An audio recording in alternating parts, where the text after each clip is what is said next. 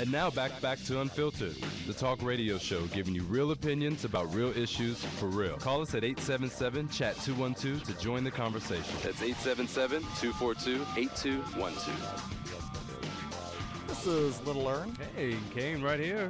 And you are still listening to Unfiltered. And we still have our Frank Meeink interview queued up. We got the second part ready to go right now. And you know what? I just have to say this. I loved the fact that we stopped that right there. I got to give myself some props, and yourself as well. We discussed that, and we wanted to stop it at a dramatic moment, put our theatrical skills to use. I think we did. And another character is going to be added to the story. Someone else is joining us in the conversation. Who, you ask?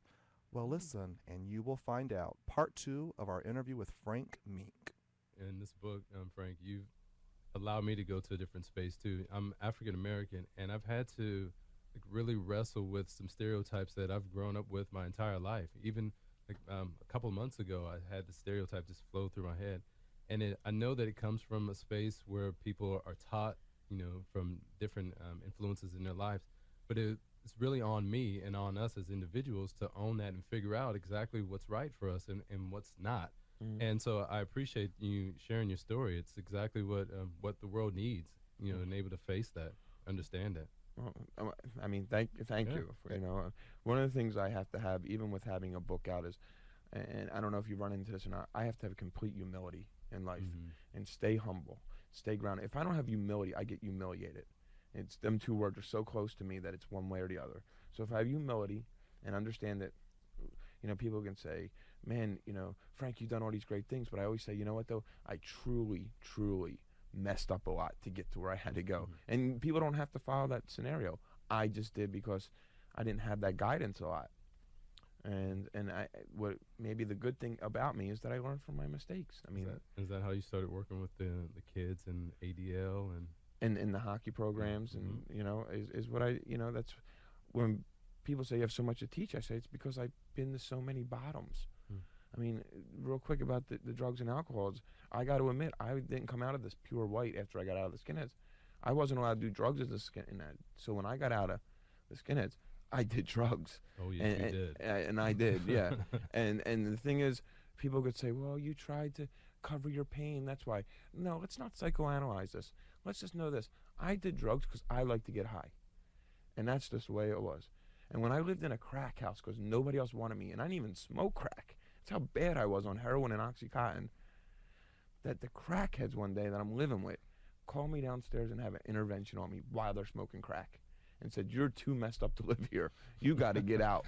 Now that's a bottom. That's the bottom. Crackhead kicks you out of the crack house. Yeah. And I do want to say, as Kaine pointed out, as all of our listeners know, Kaine's African-American. He's sitting 4 feet away now from Frank. I am mixed, some black, Latin, and who knows what else inside me. And get this, we even have a Jew in the house, and we're all getting along together. And so, right. So honored to be in this company. Have to give a shout out to Ron Meier here with the Anti-Defamation League. Yes. You're in charge of the New York region? I direct all of ADL's activities in New York, in the state of New York. And we wanted to have you here just because I know as part, we go through Frank's entire life. We see the highs and the lows. It's bumpy. And as Frank just referenced, he's got his hockey program going, and he ended up going out and speaking on behalf of the Anti-Defamation League. And I wanted you just to speak about that just a little bit and let us know the importance of that, because some people think a former skinhead talking about, speaking on behalf of the Anti-Defamation League, what's that about? Yeah, well, I think it's even, the beginning of that story is even stranger. When I was reading Frank's book, too, he tells the story of when he, in a sense, turned himself in, not for criminal activity in a sense, but voluntarily went and walked into an FBI office and told his story at length, just dumped it all out on the FBI agent. And it wasn't criminality. He was just, it came right after the Oklahoma City bombing. It just did something to him. He'll talk about it better than I could ever. But at the end of a long interview, the FBI agent turns to him, probably the last thing in the world that Frank ever expected an FBI agent to say to him, which was, there's probably not much more I can do for you, but I think you should go and talk to ADL. And I think his response, and I pretty much quote it because I couldn't say it as well, was what went through his head, what went through Frank's head was that to a skinhead and to right-wing extremist groups, ADL is the enemy. I'm quoting him from the book, is the enemy, because ADL knows a vast amount about right-wing extremist groups and other kind of extremist organizations throughout this country. And we knew about Frank. We hadn't met him yet. He hadn't walked in our door yet. But we knew about Frank because one of the things that ADL does, look, ADL's role in the world is really to confront hate in all of its forms, whether it be anti-Semitism directed at Jews. A lot of people know us about that, but we're almost 100 years old as an organization, and on day one in Chicago, which is where we were founded, we were about equal treatment for all people, no matter who. It wasn't a Jewish story. It may be a Jewish ethic, but it wasn't a Jewish story. Right. And so when Frank turned, when the FBI agent turned to Frank and said, I know somebody at the ADL. I think Frank probably looked at him like he was out of his mind. How was that first meeting for you?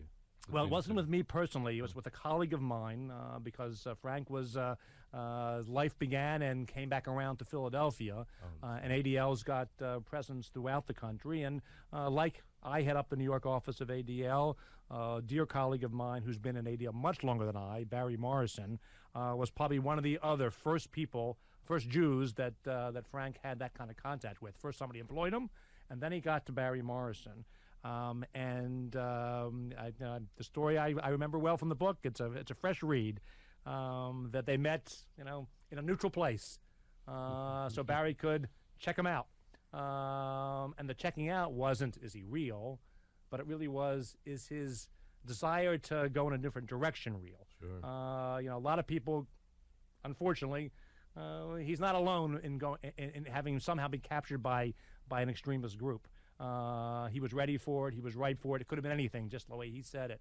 But the question for us was, and for Barry at the time was, is this guy for real in terms of his desire to go in a different direction?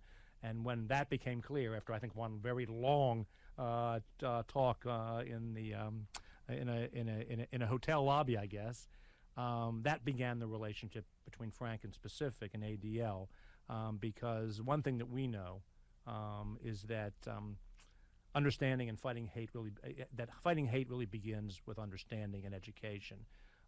And we talk a lot about that. We know a lot about that. But there is nothing like someone who's been through it, who's lived it, talking to contemporaries and people who are in those same experiences. I may have a little bit of expertise, know a little bit about it from a little bit of a distant perch. But Frank, when he sits in a room with people in their 20s or people in their teens, really, who are also adrift in this world, and tells them his story, they've learned about hate and what it means, and they know that there is another path, and ADL is part about educating kids towards that other path.